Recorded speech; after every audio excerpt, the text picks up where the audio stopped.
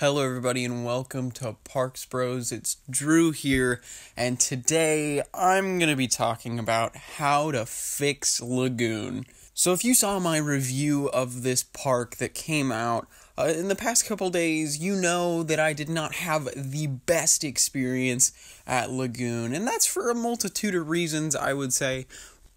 But I do have a disclaimer for this video just real quick, and it's because I personally believe that a park should be able to handle any type of crowd that they get, especially if it's only for a fraction of the days in the year. I still believe that a park should be able to handle those types of crowds, especially in their busier days. And even if 90% of the days are a lot more quiet, I don't think that should matter, because that 10% of days is going to be a huge chunk of revenue, and especially if you don't get too many happy customers out of that 10%, it could end up being a huge loss in revenue itself. So I just personally believe that a park should be able to handle pretty much any crowd it gets, unless it's like an opening day, where opening days are always going to be kind of crazy, especially for bigger and badder attractions for sure. But I just wanted to get that out there because I did go on one of the busiest days of the year, and I realized that. I totally understand that, but they really did not know how to handle a lot of these problems that I think they should be able to handle, because it seems like I wasn't even there on the busiest day of their calendar year. So I just feel that parks should be able to handle whatever problem they face crowd-wise. And with that, let's jump into my first problem with Lagoon that I think they need to fix, and that is the locker situation. Now, lockers are actually free at Lagoon, which I appreciate immensely, but it's only free for an hour. And for us, that ended up being quite the problem at one point during the day when we got back to our locker about 50 minutes after initially purchasing it for $0, and it wouldn't grant us access until we paid $3 to extend the rental. Now, I am sure that this does not happen regularly, but we ended up having to pay $3 instead of $0 for using a locker for less than an hour, which was just kind of annoying to say the least. But I do understand that we did cut it close. But I have another issue with the lockers. There's not enough of them at all.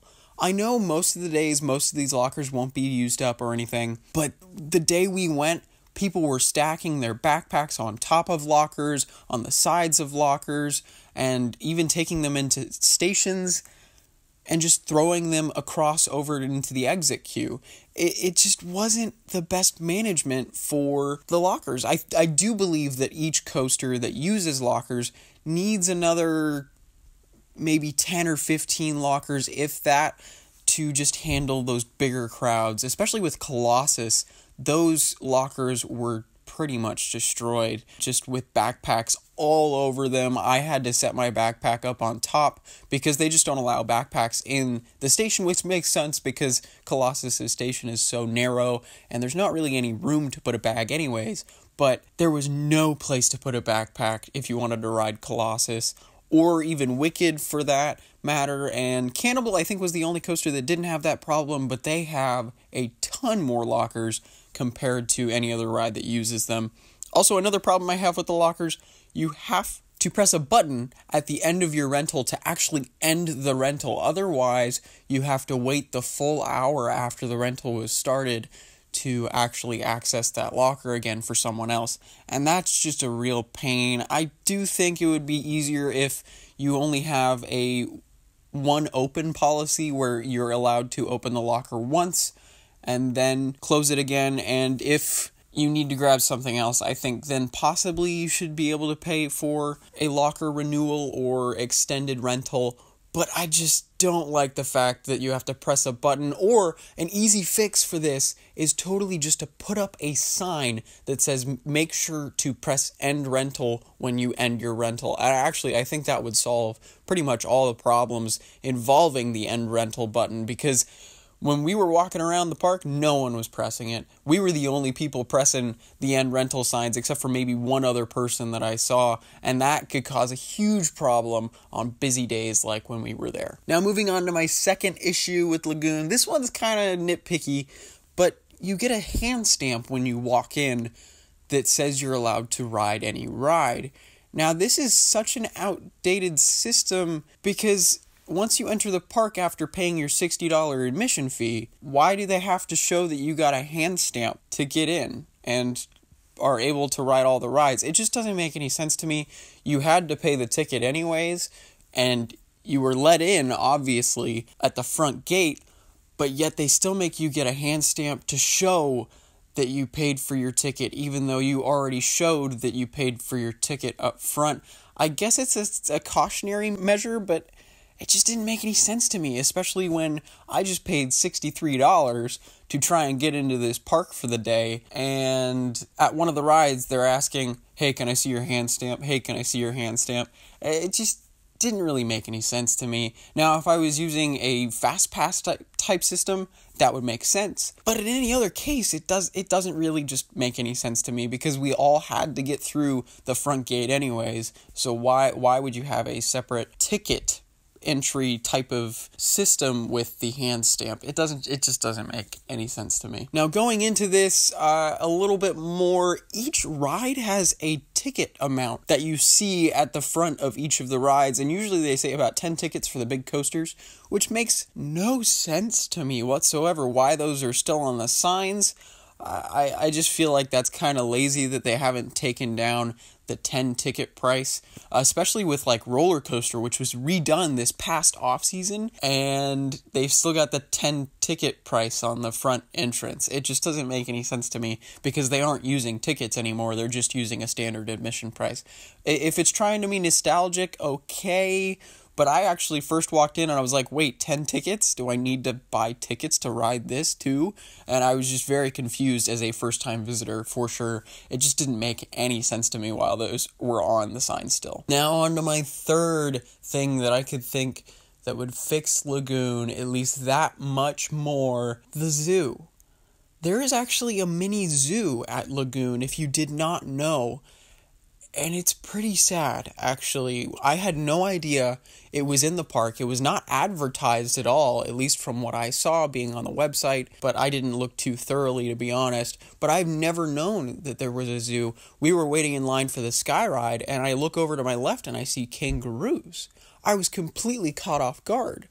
Now, my biggest problem with this is that those animal exhibits are either too small or overpopulated for the most part. At least that's what it looked like from the exhibits I saw. I did not go on the train ride that takes you around the zoo because I probably would have gotten too sad, to be honest.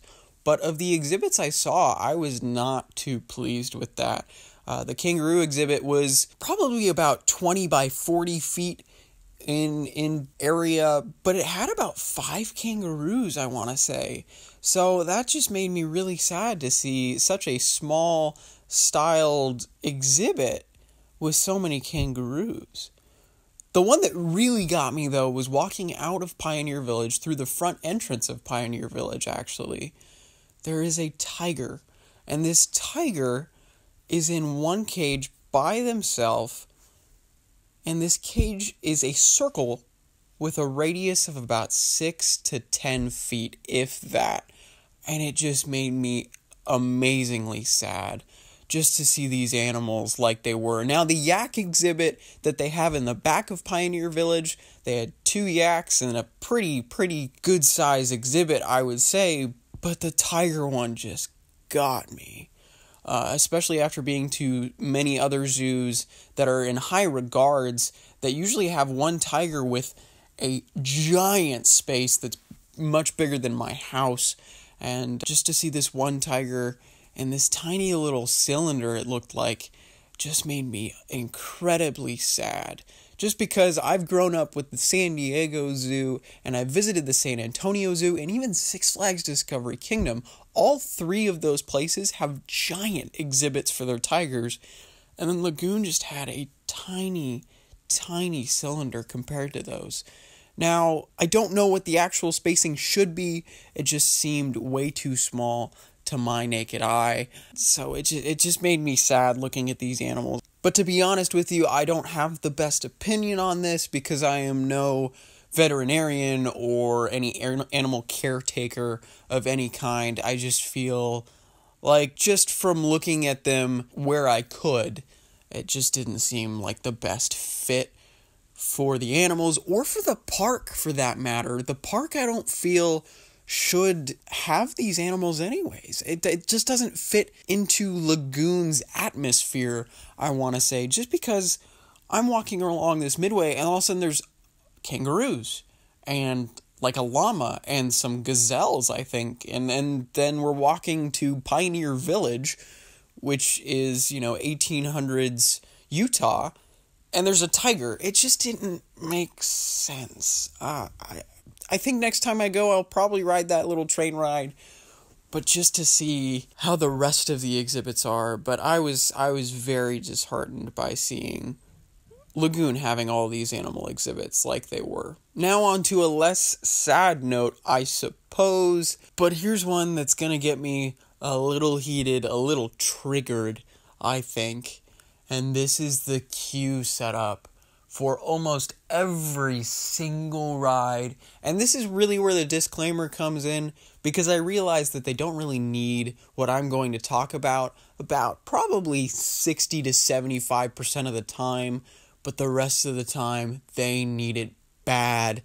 And that is talking about extended queues and how they need them badly. So walking around Lagoon, when I did, almost every single ride that we went to was outside of the actual queue that was already built up for itself. Now, okay, it's a very busy day, I get that, but looking at the actual length of these queues, there's no space in them whatsoever. I mean, Wicked could have used at least another 6 or 7 switchbacks, and there's obviously the space for it right next to it.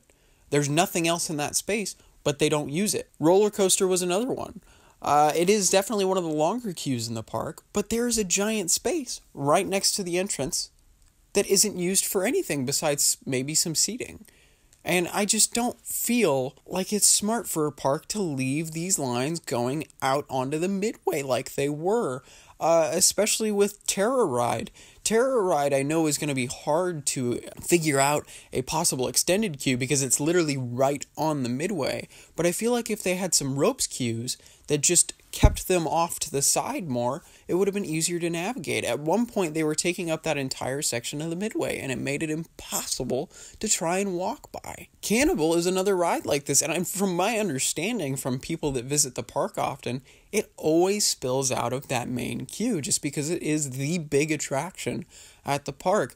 And there is space right next to the actual main entrance for at least 5 to 10 switchbacks in the queue. It just doesn't make sense why they let it spill out onto the midway like it does. They could condense these lines that stretch out for, I want to say, at least 100 yards at some point, especially with Cannibal at the busiest, to putting it into an area of about maybe 100 feet by 100 feet, and there you go. It's so doable to squish this giant line into a small space.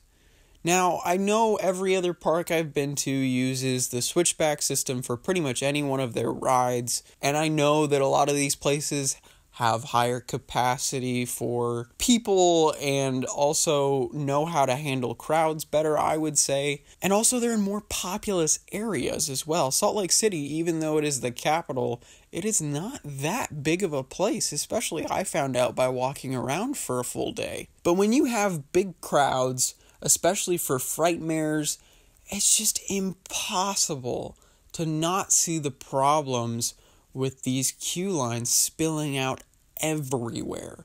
Absolutely everywhere. We were trying to get in line for Cannibal at one point in the night, and we couldn't tell what line it was. We couldn't tell if it was for Samurai or possibly even the Enterprise at one point. And we actually thought it was the paratrooper ride that they have right next to Catapult, because those lines almost mixed together at one point.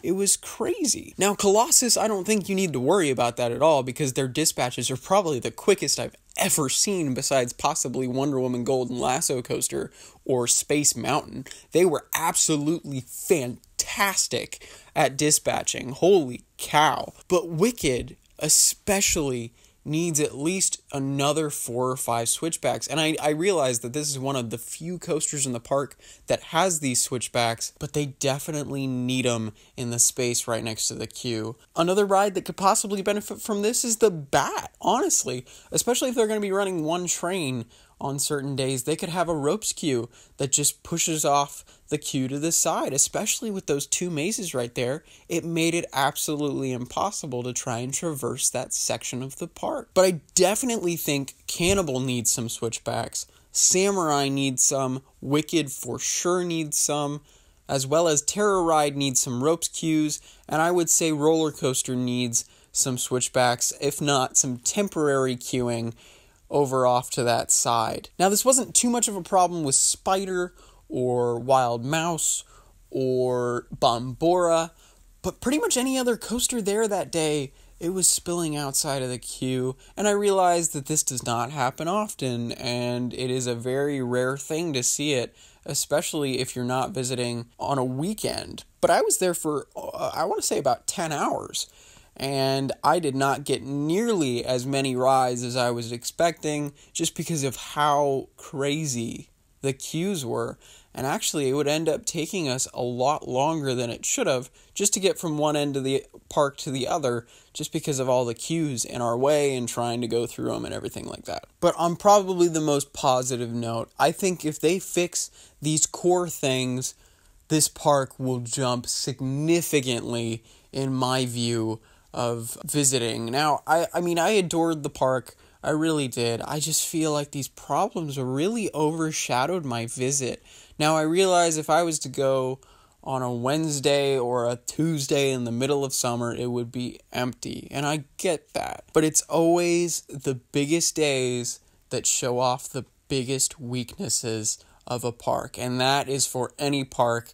Disneyland, Knott's, Magic Mountain, Fiesta Texas. It's always the big days that show off the real flaws in management and in the park itself. So thank you guys for watching. If you've stayed tuned this entire time, I, again, went way longer than I was expecting. But hey, if you kept watching, thank you. I appreciate it a heck of a lot. And hopefully Lagoon sees this eventually and can fix these tiny problems with the park that will make me want to visit way more than I want to visit again. I might be going next year, but that's still not 100% or even 50%, I want to say at this point. But I would love to go back to the park, especially if they were to fix some of these tiny things and some of these bigger things as well. So thank you guys for watching, and I hope you enjoyed it at least a little bit, and we'll see you on the next ride.